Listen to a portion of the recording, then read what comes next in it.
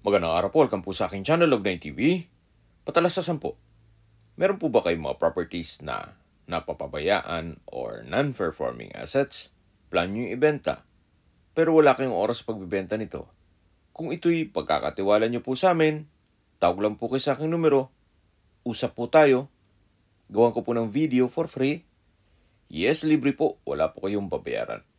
Tutulungan po namin kayong mabenta ang inyong property. Kami na po bala sa marketing, sa boosting or paid ads. Even sa tripping, hindi na po kayo mapapagod sa pag-entertain ng mga buyers. Kami na po bala sa lahat. Tawag lang po kayo. Nandito po tayo ngayon sa Cuenca, Batangas kung saan meron po tayong bagong video presentation. Isang farmhouse na along Barangay Road. Yung first part ng video ay yung main road. Then, ito pong binabaybay natin ay secondary Barangay Road. Hindi pa siya develop, kaya once na mag-set tayo ng tripping, please manage your expectation.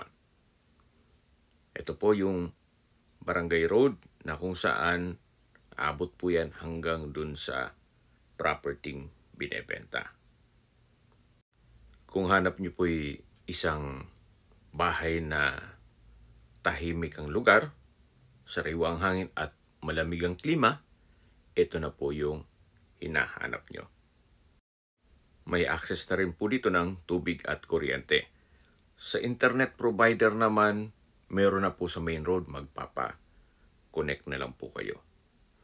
So nandito na po tayo sa mismong property kung saan may lot area po ito na 372 square meters. Tungkol naman sa dokumento nito, ito po yung titulado, kaya wala po kayong maging problema sa documentation o sa transfer ng title. Bungalow house lang po ito, kaya pwede po ito para sa mga retirees. Kung hindi naman po ganun ka selan at walang ganong budget, pwede na po ito. Kung gusto nyo isang simpleng buhay probinsya, na hindi na po kayo magpapatayo ng bahay, gawa ng ito'y livable naman.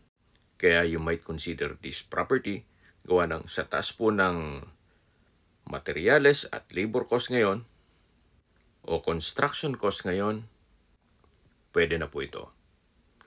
So ito po yung extension ng balkonahe. At sa dulo po yung harapan ng bahay at nandun din po yung main door. Pero unahin po natin yung dito sa dulo, sa may kusina. At ito po yung malapit sa gate. So mula po dito, may access door na papunta sa kitchen, dining area, at sa dulo po yung common toilet and bath. Meron po itong tile countertop, wall-mounted cabinet, at kitchen window. At dito naman po yung dining area at sa dulo yung common toilet and bath. Mula po dito sa kusina, then meron din pong access dito na papunta sa loob ng bahay. At ito po yung access door na kung saan dyan tayo pumasok kanina. So dito po muna tayo sa loob. Ito po yung living area o salas. At yung sa dulo naman ay yung main door. Naka-tile flooring na rin po ito. Meron pong malaking glass window. Ito pong bahay ay maayos naman ang structure. Ayusin lang mga gamit, palitan ng pintura, ng puti, okay na po ito. Ito po yung unang kwarto, kung saan malaki naman ang espasyo nito at meron pong glass window sa dulo. At labas po tayo. So balik tayo dito sa living area o salas. Well, kita naman natin na kulang sa ayos. At pag napalitan po ng kulay puti itong wall, mas magiging maaliwala siya. Ito yung pangalawang kwarto na kung saan hindi natin mapapasok yan gawa ng may mga importanteng gamit si owner. At ito po yung main door na papunta dito sa balkonahe. Ito pong balkonahe ay naka-tile flooring. At dito po sa kabilang side ay malaki naman ang espasyo. So, mula po dito sa dulo, yan po, tunghay niyo po itong balkonahe at yan yung main door. At dito po sa kabilang side naman ay meron pong extension na stock room. At malaki naman po ang espasyo nito. Habang naglilibot po tayo at pinagmamasdan niyo po itong kapaligiran, pag-usapan na natin ang distance, location at travel time. Mula po sa bayan ng Cuenca kung saan kumpleto na po doon gaya ng public market, groceries, convenience store, drugstore, remittance center, banks, schools, church at hospital. Ang distance is 2.5 kilometers at ang travel time is 8 minutes. Yan po yung lagi kong binabanggit sa aking video na dapat nyo i-consider sa paghanap ng property yung meron pong malapit na hospital. Hindi ko naman po sinasabing sakitin kayo. Yan naman po ay for emergency purpose lang naman. Ito po yung likod ng bahay na pwede po kayong mag-garden dito. Back to distance, location at travel time. Mula po sa mga beach resorts sa Lemery, ang distance is 21.1 kilometers at ang travel time is 42 minutes. Mula naman po sa Lipa City, ang distance is 19.9 kilometers at ang travel time is 49 minutes.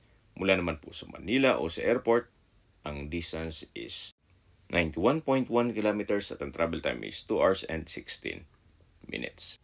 Sa mga nag-skip po ng video, summarize ko lang po, ito pong property ay nasa Cuenca, Batangas at may lot area na 372 square meters. Ito po'y titulado, buhay po ang may-ari kaya wala po kayong maging problema sa documentation o sa transfer ng title.